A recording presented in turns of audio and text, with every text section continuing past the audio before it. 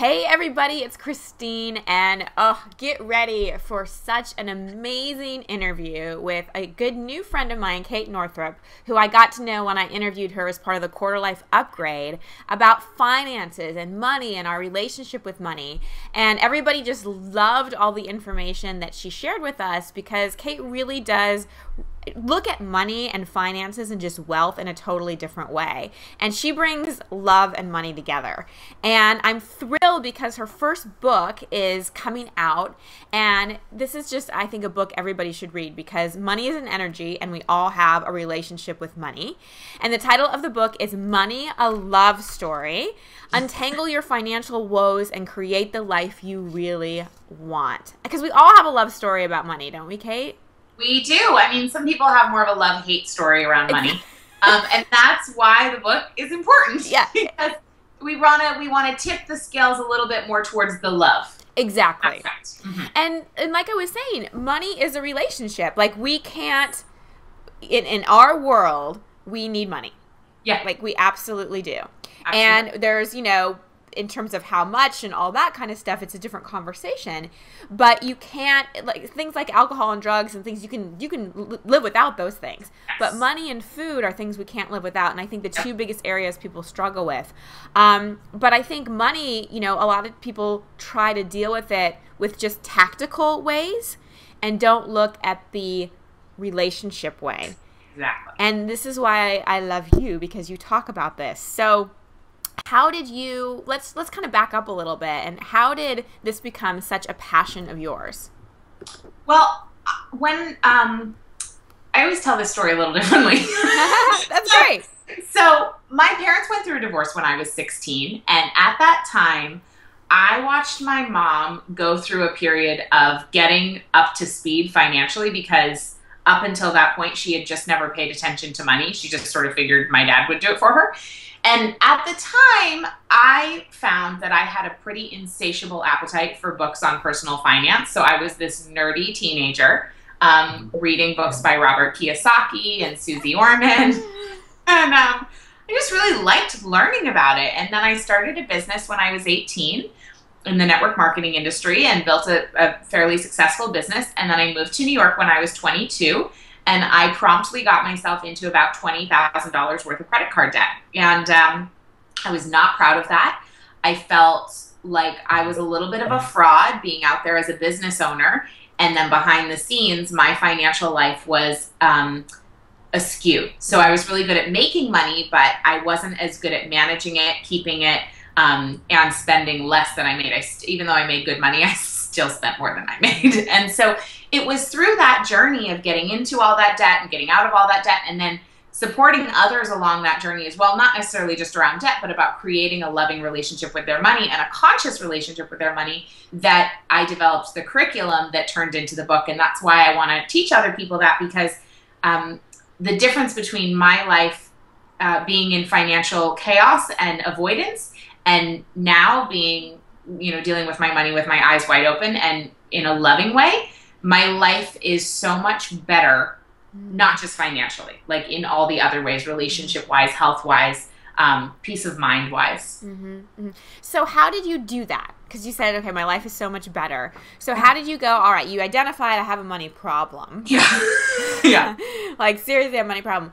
What was, how did you, let's back it up. Like, what were just some steps you took to start to really deal with this? Well, so I had tried multiple strategies, like you said, like just taking action steps, and I couldn't seem to get myself to keep taking those action steps. I would bail, or then I would go on a Prada bender, or right. I mean, it wasn't working. So you would try to do like the budgeting thing. You would try to do yeah. And what really turned it around for me was realizing, and this was just while I was journaling one day, was realizing that my lack of financial awareness was a direct reflection of me keeping myself small and not loving myself. And that if I could marry financial awareness with love, with self-love and taking good care of myself, then I would actually continue to take the action steps to make it happen, as opposed to beating myself up. Okay. Yeah. So, sorry, I just wanted to like make sure I caught that. So, how did you know that you were keeping yourself small and not loving yourself? That's a great question. I'm not sure, except that I just was writing one day and I was like, basically, like, what is wrong with me? Why can't I get it together? And the answer that came was because you are keeping yourself small. You're afraid of, I can really get psychological on this and talk about, I'm afraid of, various fears. Like, I used to have this belief that I could either have love or I could have money, but I couldn't have both. And I just, through witnessing my parents' divorce, that kind of was what I learned. But I've now unpacked that. So I think that was one of the things. It was like, keep yourself small so that you can have love. Right. But I learned that I didn't have to keep myself small to have love. Yeah. Oh, I'm so glad you're sharing this because, I think that, and especially I know my community, like, we love the psychological stuff because that's where all the juiciness is. So I appreciate your vulnerability. Sure. And I find this happens a lot, Kate, and I'm wondering if you see this too now that you work with so many people and this has been your passion in writing this book, is around money, there's always like competing intentions, it seems. Like, I want to have a lot of money because that equals my security and safety, but money is evil, or I can't have love if I have money, or whatever. So you got it through journaling. Do you have any other recommendations for people to help them unpack their belief systems? Yeah, absolutely. I think getting out a journal and doing some free writing around like what money means to you. So you could start with the prompt, money is blank, or my parents taught me that money was blank, or growing up, what I experienced around money was blank. And to just start to see what comes, because it is amazing what's in there that we're not conscious of. And sometimes it just takes the writing process to bring it out. So I do recommend that. But, I don't think it's as you don't have to like dive deep into the abyss of your psychological past. Right. Sometimes that can get a little heavy. You just kind of have to start to become aware of who's running the show in here. Are your thoughts and beliefs yours? Or are they your parents? Or are they somebody else's? And just start to upgrade those thoughts and become aware of them so that you can be running the show and that your current self can be running the show. Yeah. And I love that you gave the idea of journaling, because journaling, especially when we handwrite, not type, it accesses our right brain where all our unconscious information is stored. And at some point, all our beliefs were conscious when we made them, but then they go into our unconscious. So, if your parents always argued about money, then you probably have a belief about like money is bad. Totally. Or money, makes me lose love or whatever. So it's just sort of like writing down those significant events and seeing what happens. And I know when I was writing my first book, I had a chapter on money. And so I, was doing the exercises myself. And one of the things that because I always, I struggled with debt in my 20s too. But the thing I struggled most was I always was working so hard. And I realized that I saw my dad my whole life. He made money. But he worked on weekends, he worked at night. Yeah. It was always so hard. So it was like making money is hard. Yeah. And that impacted not only my financial picture, but also how hard I had to work for it. Totally. Yeah, and those beliefs do create our reality. We act out what we believe. Right. So in the book, Kate, do you take people through ways to kind of rewire their brain and reprogram their brain? And can you give us any examples of some of the things that people would learn from the book? Absolutely. So actually one of my psychologist friends, I don't know if you know Terry Cole. Yes. So we were talking and she was like, it's unbelievable. The exercises in this book are psychologically accurate, based on my training as a psychotherapist. And I was like, that's cool because I don't actually have a psychology background. But anyway, there are 29 exercises in the book. And one of them is really to write down your biggest frustration when it comes to money. Just like 1 or 2 sentences. You don't have to unload the whole thing. And then the second half of that exercise is write down what was your first memory about money growing up. And then look for, are there any connections between those two things? And it's amazing. I used to teach a workshop called Women in Wealth. in those workshops, it was astounding how many women had a direct connection between their biggest challenge around money and their first childhood memory, or what they learned about money growing up. And they saw, oh my gosh, I'm still playing out what I learned when I was 3. So just do that exercise yourself. You can just do that right after you watch this interview and see what comes up. And then what do you do? Yeah, I know. It's so great. It's like, and then, okay, great. So what's really cool is just being aware of something shifts it. Yes. So the good news is sometimes all you have to do is be aware of it. So that's kind of a relief. But the other thing you can do is, like, say your biggest frustration is there's never enough. Like at the end of the month, there's just never enough to pay all the bills. And your first childhood memory was was your mom crying around paying the bills, growing up. I'm making that one up, but that's a very strong connection. You might want to then begin to notice in your life parts of your life and ways in which there is enough. So it might not be financially, but where do you have enough? Do you have a lot of loving friends? Is your family really a wonderful source of support for you? Do you love your work? Do you have some creative side thing that you do? Is your health really great? Like, notice how your life is enough and energy in your life that actually is enough. And that'll help you begin to rewire and notice the enoughness in your world. And then that energy overflows into your financial life. I love that. I love busting beliefs. That's one of the biggest things that I work with on clients when they tell me something. I'm like, and the work of Byron Katie is great for this. And it's just like, I challenge my beliefs, all the time. And I'm like, wait a second, do I know that's true? Because I noticed, Kate, that we like to collect evidence that keeps us miserable. Yes. It's like we all have this story about our life about like why we're broke or why we're single, and then as soon as something happens, like, oh, there's more evidence. I told you. Yeah, exactly. And so that perpetuates our debt or our money struggles or whatever, and that one of the things we were talking about before the interview is this whole like I can't afford it story. Yes. Like I hear that so many times. People will email me and be like, oh, I really want to do your course, or I really want to go on this retreat, but I can't afford it. And what do you do with that excuse? Because I do think it's an excuse. Oh, it is totally an excuse. And what I can't afford it means is, A, I don't really want it that bad. Or B, I don't want to do what it would require to get it. Or C, I don't think I deserve it. So those are like the 3 things that you're actually saying. One of those 3 things. Right. None of which are good. None of which are ideal. So if it's just that you really don't want it that badly, just say you don't really want it that badly. Yeah. And that's absolutely fine. There are things in my life that I decide not to buy because technically I don't have the money in my checking account, but really, I just don't want it. Yeah.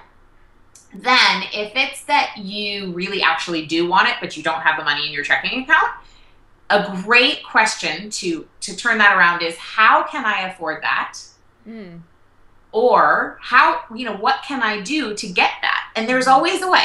You can do bartering, you can work extra hours, you can hustle your tush off. There are ways to get everything you want. And I also like to use the phrase, I'm choosing not to buy that. So if it's really that I just don't want it, or that I don't want to do what it would take to require to get it, I'm choosing not to buy that right now, which feels so much better than I can't afford that. Doesn't it? Oh, so much better. It doesn't feel victim-y. Like, it's not doing that. Yeah, right. It doesn't feel victim-y. It's an empowering thought that makes you realize you have infinite choices.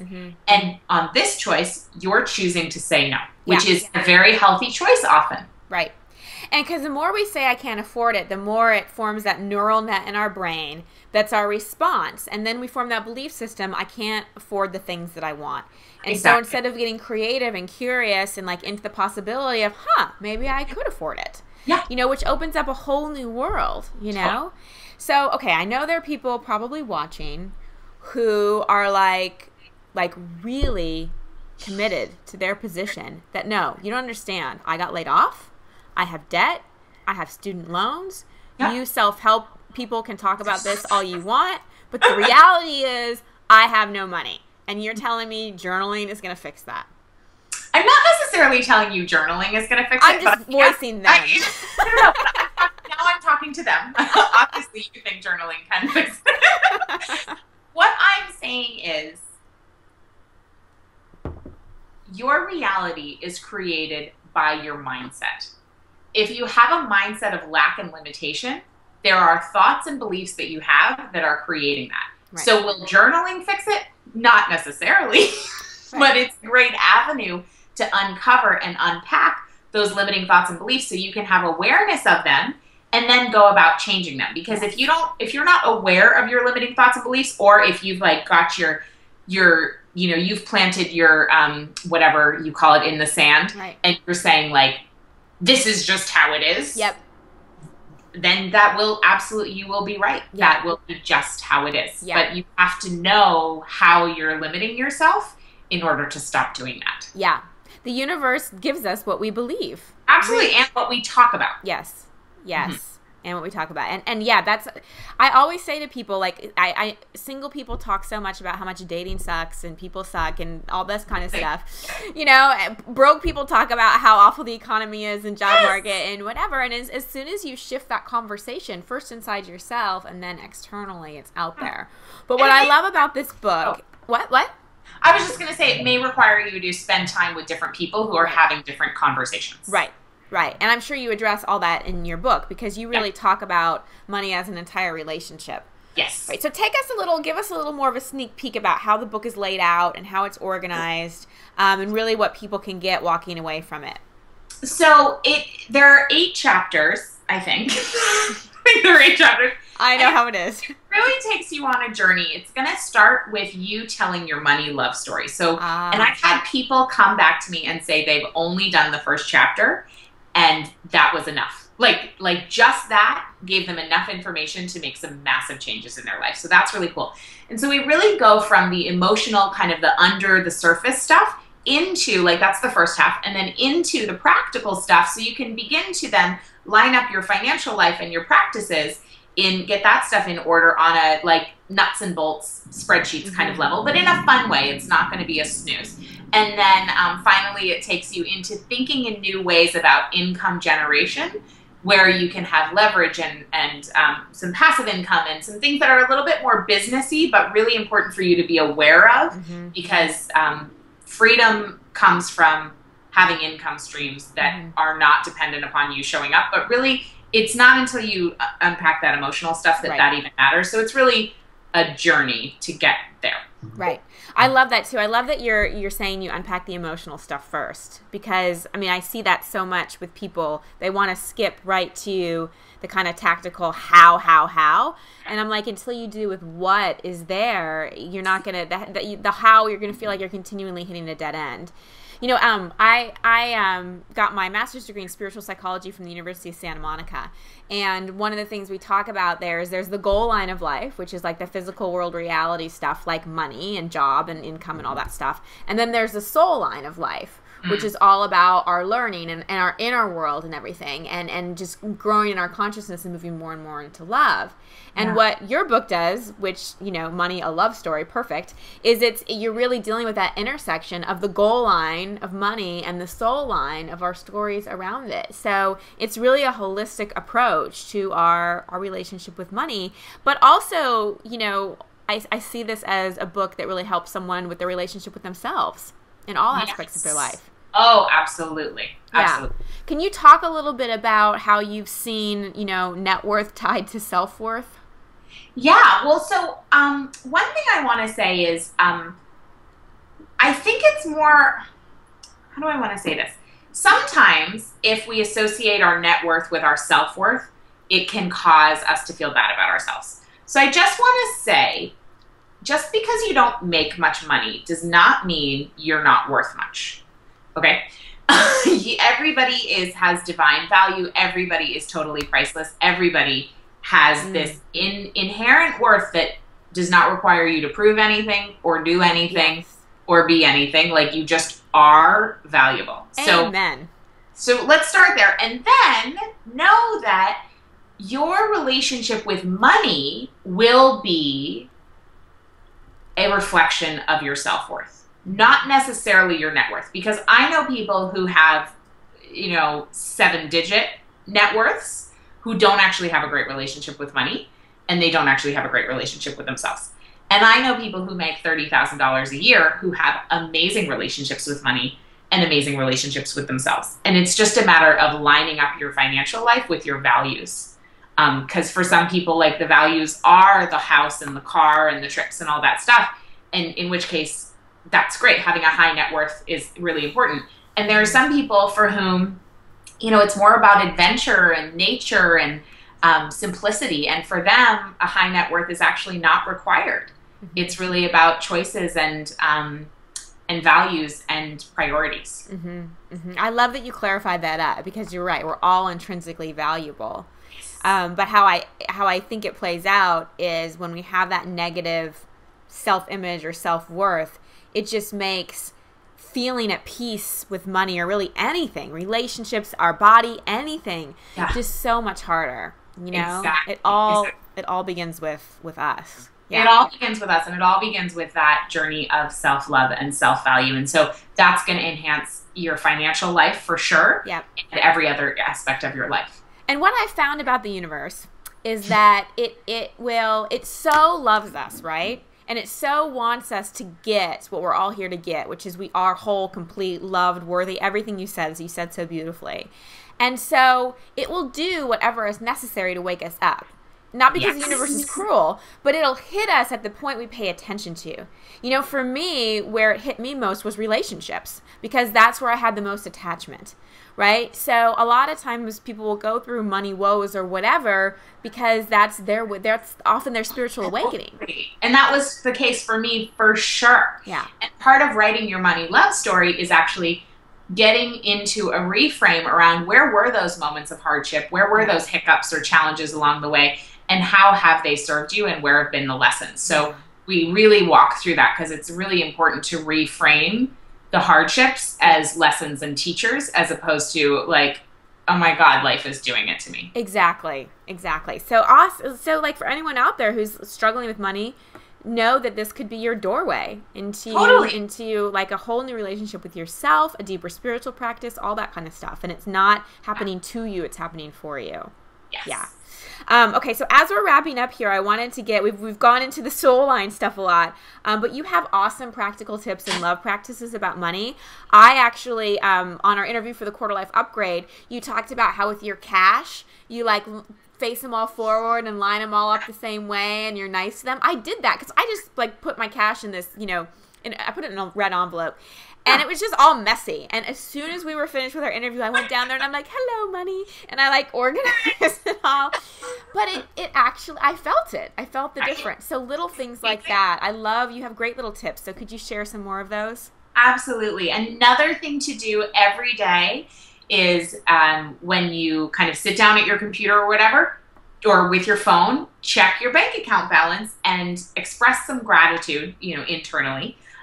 For what you have. And it could be expressing gratitude for another way your life is abundant, for your home, for the food in your refrigerator, for your great relationships, and also for the financial material abundance that you're experiencing. Mm-hmm. Just a little, what we put our attention on grows. So a little loving attention every day to your money will go a long way. And then the other thing is financial freedom dates. So sitting down, having like a little beverage in a wine glass, and sitting down, doing your expenses, paying your bills, which I like to call invoices for blessings already received. Lovely. And going over those things once a week is a really great idea, again, to pay loving attention to your money. Awesome.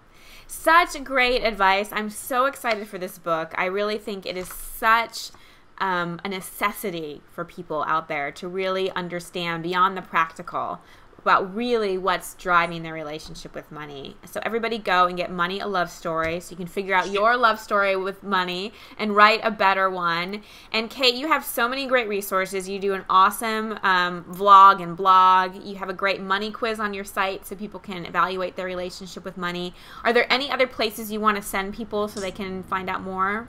Yeah, just for the book launch, there's moneyalovestory.com. And when you go there, you'll find out about a class I'm teaching called A Course in Having Enough, with guest teachers Marianne Williamson, Barbara Stanny, and Amanda Steinberg, who founded dailywork.com. And you get that for free when you order the book before September 24th. So Cool. Go to moneyalovestory.com. You can find all the goodies there. And yeah. Yeah. Oh, I interviewed Amanda too for the Quarter Life Upgrade. So she's awesome. And I'm sure you and her interviewing each. Oh my God, I want that interview. Okay, so I'll make sure to put the links and everything there. Congratulations, Kate. Thank you for what you do. And thank you for seeing your challenges as a blessing. And thank you for doing what you needed to do on your own personal path. And then sharing that and being vulnerable with us so that we can also do what we need to do to have that amazing love story with money. Thank you. I really appreciate it. So everybody grab your copy, Money Love Story. Make sure to get the free gifts. Thank you, Kate. Thank you.